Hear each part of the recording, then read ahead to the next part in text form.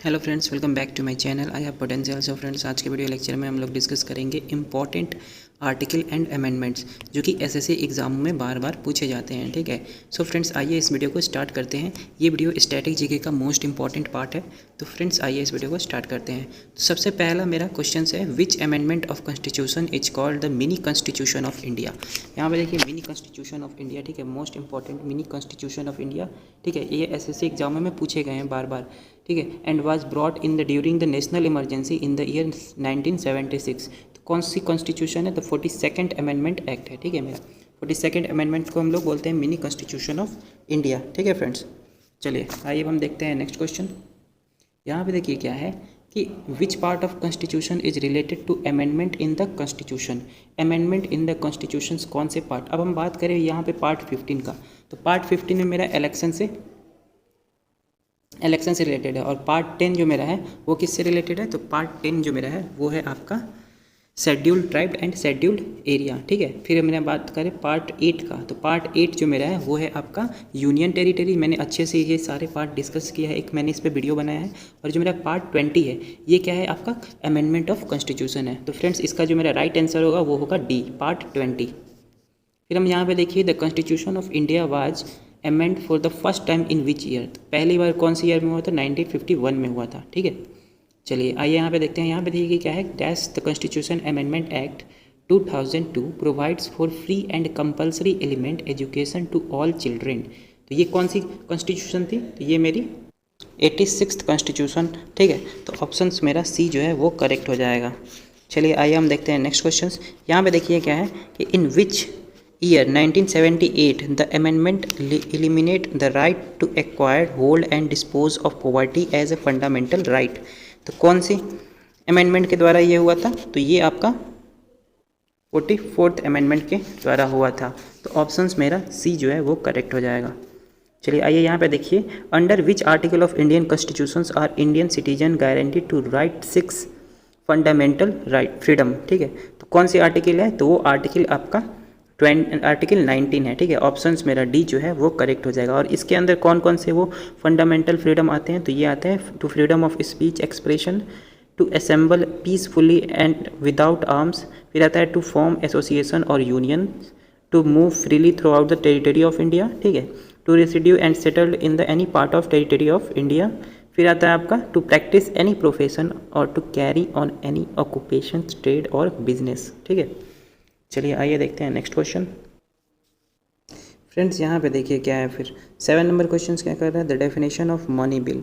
Money bill का definition पूछ रहा है, is given in which article of the constitution of India. तो आर्टिकल कौन से में दिया है? ये दिया है आपका आर्टिकल 110 में डेफिनेशन ऑफ मनी बिल के बारे में बोला गया है। आर्टिकल मैं 44 का बात करूँ तो यूनिफॉर्म ऑफ सिविल कोड के बारे में बोला गया है। और आर्टिकल जो मेरा 33 है वो किसके बारे में बोला गया है? ये बोला गया है power of parliament to modify rights. ठीक है, power of parliament to modify rights conferred by parts of their application forces के द्वारा बोला गया। ठीक है, और आर्टिकल 93 क्या है? आर्टिकल 93 जो मेरा है वो है speaker and deputy speaker of house of people के बारे में बोला गया है। ठीक है, तो ऑप्शंस मेरा इसका बी जो है वो करेक्ट हो जाएगा। अब हम देखते हैं next question.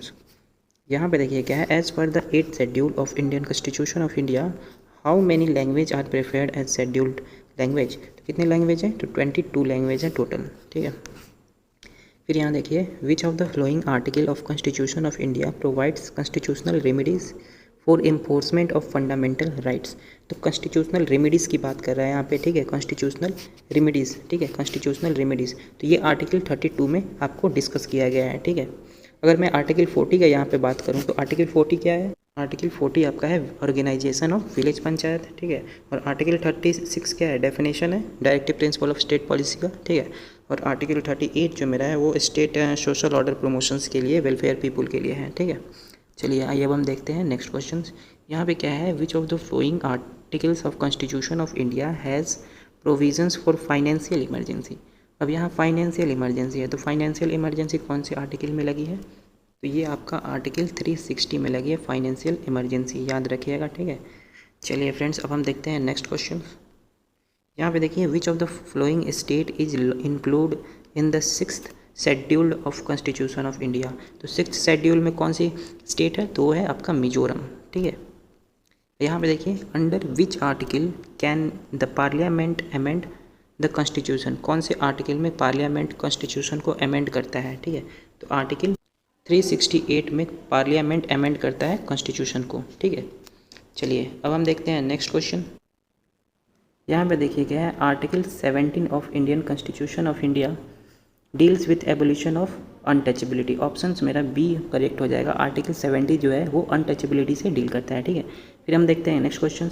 According to which article of Indian constitutions the president rule is implemented in the state. तो प्रेसिडेंट रूल को इम्प्लीमेंट किया जाता है तो वो आर्टिकल 356 के द्वारा इम्प्लीमेंट किया जाता है, ठीक है। तो ऑप्शंस मेरा बी जो है वो करेक्ट हो जाएगा। फिर देखते हैं नेक्स्ट क्वेश्चन।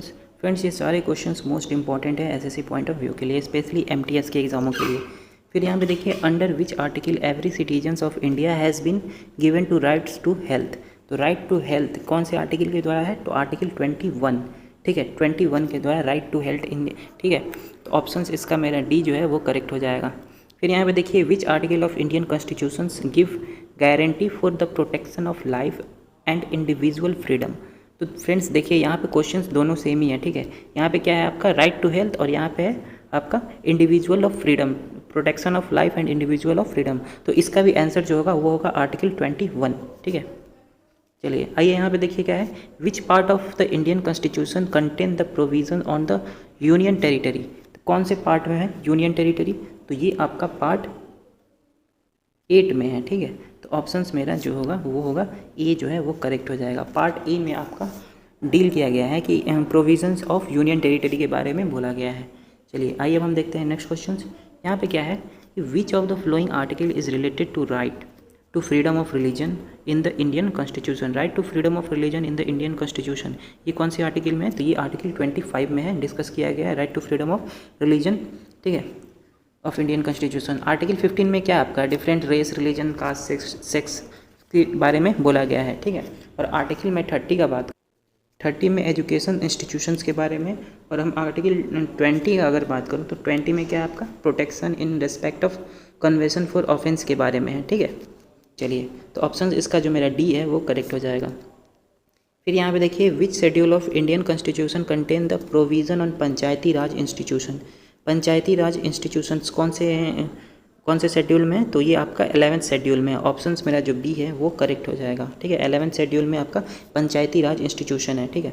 और जो मेरा 10th शेड्यूल है इसमें क्या है, एंटी डिफेक्शन लॉ है जो कि इंट्रोड्यूस किया गया है 52nd कॉन्स्टिट्यूशनल अमेंडमेंट एक्ट के द्वारा, ठीक है। और जो मेरा 9th शेड्यूल है इसमें क्या है, 9th शेड्यूल में आपका है validation of certain acts and regulations के बारे में इसमें बोला गया है, validation of certain acts and regulations के बारे में।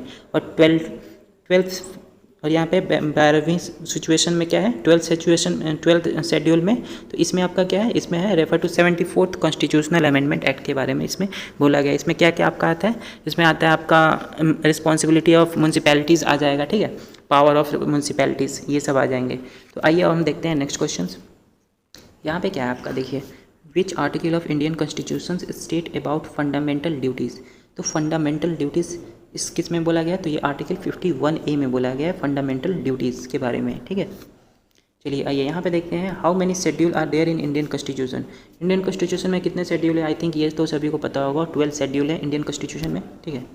फिर यहाँ पे देखिए, which article of Indian constitution deal with discrimination against any Indian citizen on various ground.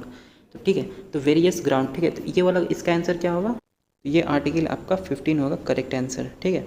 अगर मैं आर्टिकल 11 का बात करूँ तो आर्टिकल 11 क्या कहता है, आपका सिटीजनशिप के बारे में बोलता है, ठीक है, सिटीजनशिप। और आर्टिकल जो मेरा 19 है वो किसके बारे में बोलता है, ये बोलता है आपका protection of certain rights regulations regarding freedom of speech के बारे में बोलता है, ठीक है। और आर्टिकल मैं 30 का बात करूँ तो 13 क्या होता है, आर्टिकल 13 होता है लॉ इन कंसिस्टेंस विथ और ग्रेडेशंस ऑफ फंडामेंटल राइट्स के बारे में बोलता है। और आर्टिकल जो मेरा 15 है वो क्या है, Indian citizen of various ground, ठीक है। इसमें आता है आपका provision of discrimination on ground religions, race, sex, caste, birth place के बारे में आर्टिकल 15 में बोला गया है, ठीक है। चलिए आइए अब हम देखते हैं यहाँ पे आर्टिकल 23 क्वेश्चंस देखते हैं, 23rd क्वेश्चन। यहाँ पे क्या है, which of the following article of Indian constitution provide for the appointment of a financial commission. तो फाइनेंशियल कमीशन कौन सी आर्टिकल में है बताइए, तो फाइनेंशियल कमीशन आपका जो है वो है आपका आर्टिकल 280 में आपका डील्स किया गया है, institution provide for appointment of financial commission के बारे में, ठीक है। अब देखते हैं नेक्स्ट क्वेश्चन। यहाँ पे देखिए क्या है, which of the following articles of constitution of India is associated with the election of president of India. तो election of president of India कौन से आर्टिकल्स में बोला? तो ये आपका आर्टिकल 54 में बोला गया है, election of president of India. Friends ये क्वेश्चन मोस्ट इंपॉर्टेंट है एसएससी पॉइंट ऑफ व्यू के लिए, ठीक है। चलिए आइए देखते हैं नेक्स्ट क्वेश्चंस। यहाँ पे क्या है, which article of constitution of India provisions for reservation of seats for scheduled caste and scheduled tribe in the house of people. तो कौन सी आर्टिकल है scheduled caste and scheduled tribe के लिए? ये आपका आर्टिकल 330 में डिस्कस किया गया है, ठीक है, scheduled caste and scheduled types के बारे में, ठीक है। स्पेशल प्रोविजन सर्टेन क्लासेस के बारे में इसमें डिस्कस किया गया आर्टिकल 330 में, ठीक है। चलिए अब देखते हैं नेक्स्ट क्वेश्चन। यहाँ पे देखिए क्या है, which article of constitution of India provide that each Indian state will have a governor. हर एक इंडियन स्टेट का उसका अपना गवर्नर होगा। ये कौन से आर्टिकल में डील किया गया है आपका? तो ये आपका आर्टिकल, ये आपका 153 में डिस्कस किया गया। ऑप्शंस मेरा बी जो है वो करेक्ट हो जाएगा। फिर यहाँ पे देखिए, which article of constitution of India talks about provision for impeachment of president of India. अब impeachment of president of India है तो ये आर्टिकल आपका 61 में डिस्कस किया गया है, ठीक है। ऑप्शन मेरा बी जो है वो करेक्ट हो जाएगा। फिर यहाँ देखिए, article dash of the constitution of India gives election commission the power to supervise election to the parliament and state legislature. तो ये कौन से आर्टिकल में डिस्कस किया गया है? तो ये आपका आर्टिकल 324 में डिस्कस किया गया। ऑप्शंस मेरा सी जो है वो करेक्ट हो जाएगा।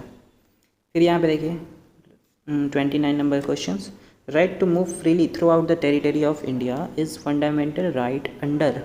ये किस में आता है? Dash constitution of India. तो ये कौन से आर्टिकल में आता है? Right to move freely throughout the territory of India. Questions friends ये क्वेश्चन मोस्ट इंपॉर्टेंट है। इसका जो आंसर होगा वो होगा 19, आर्टिकल 19 में ये डिस्कस किया गया है।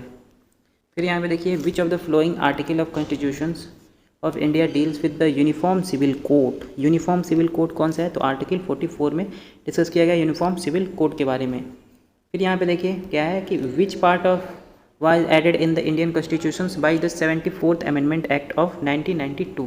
कौन से पार्ट को ऐड किया गया है बताइए? तो ये आपका पार्ट 9A में ऐड किया गया है, ठीक है। इसमें क्या आता है? म्यूनसिपैलिटीज़ के बारे में हमको बोला जाता है, ठीक है। म्यूनसिपैलिटीज़ के बारे में इसमें दिया। देखिए क्या है कि which schedule of Indian constitutions is related to municipality. अब यहाँ पे शेड्यूल्ड पूछा है, ठीक है, आर्टिकल नहीं पूछा है, यहाँ पे शेड्यूल्ड पूछा है। तो कौन से शेड्यूल में म्यूनसिपैलिटी को डील किया गया है? तो वो शेड्यूल 12th में बात किया गया है इसका, ठीक है। Indian constitution related to municipalities के बारे में, ठीक है। तो चलिए अब हम देखते हैं next question. Under which constitutional amendment act the preamble of constitutions was amended. कौन सी कॉन्स्टिट्यूशनल अमेंडमेंट एक्ट के द्वारा प्रीएम्बल ऑफ कॉन्स्टिट्यूशनल को अमेंड किया गया है? ये आपका 42nd अमेंडमेंट एक्ट के द्वारा किया गया है, ठीक है, कॉन्स्टिट्यूशन ऑफ अमेंडमेंट के द्वारा। फिर हम देखते हैं नेक्स्ट क्वेश्चंस।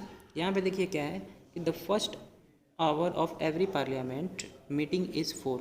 फर्स्ट आवर, पहले घंटा जो पार्लियामेंट का होता है वो किसके लिए होता है? वो होता है क्वेश्चंस आवर के लिए होता है, ठीक है। ऑप्शंस मेरा जो है सी करेक्ट हो जाएगा।